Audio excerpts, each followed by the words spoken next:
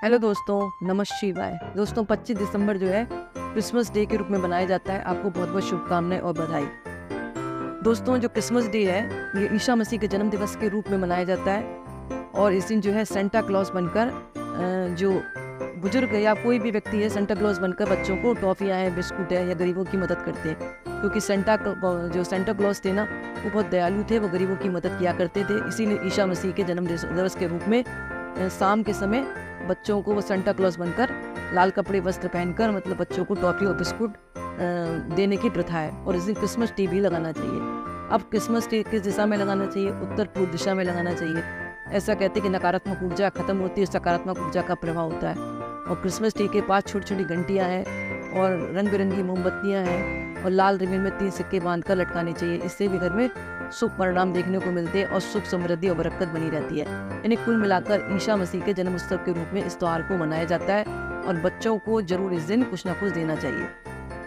दोस्तों जो Christmas tree है इसके पीछे क्या कहानी है, क्यों लगाया जाता है? कहानियाँ अनेक हैं जिसमें में से कुछ कहानियाँ आपको मैं सुनाऊंगी। पहली कहानी आती है कि जब संत बोनीफेस इंग्लैंड को छोड़कर जर्मनी चले गए तो जर्मनी में संत बोनीफेस ने देखा कि अंधविश्वास के चलते कुछ लोग ओक के पेड़ के नीचे बलि देते थे। इसके बाद संत बोनीफेस ने उस पेड़ को ही कटवा दिया और उसके स्थान पर फर का नया पौधा लगवाया।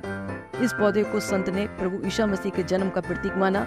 इसके बाद उस पौधे को कैंडल से सजाया गया। इसके बाद से ये क्रिसमस ट्री को सजाने की परंपरा चालू हो गई। दूसरी एक कहानी ये भी आती है, ये क्रिसमस से एक दिन पहले एक छोटा बच्चा घूमते फिरते खो गया था।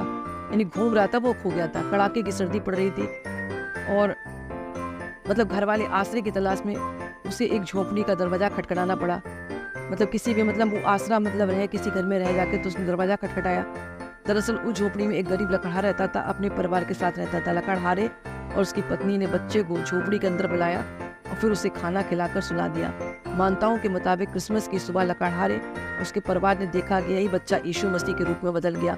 यीशु बाहर गए और फर के पेड़ से एक टहनी तोड़कर उस परिवार को शुक्रिया कहते हैं। बताया जाता है कि इसके बाद से ही क्रिसमस ट्री के पौधे को सजाने की परंपरा चालू हो गई। एक कहानी और भी आती है कि जर्मनी के मार्टिन लूथर क्रिसमस की पूर्व संध्या पर बाहर घूम रहे थे। आकाश में तारों को देख रहे थे। चारों तरफ से घिरे फर के पेड़ों के बीच से एक तारे बेहद खूबसूरत नजर आ रहे थे। इसके बाद घर वापस लौटते समय उन्होंने फर के पेड़ की एक डाली को साथ लेकर चले गए। इसके बाद उन्होंने ये बात अपने परिवार के लोगों को बताई कि तारों ने उन्हें ईसा मसीह के रूप का स्मरण कराया है।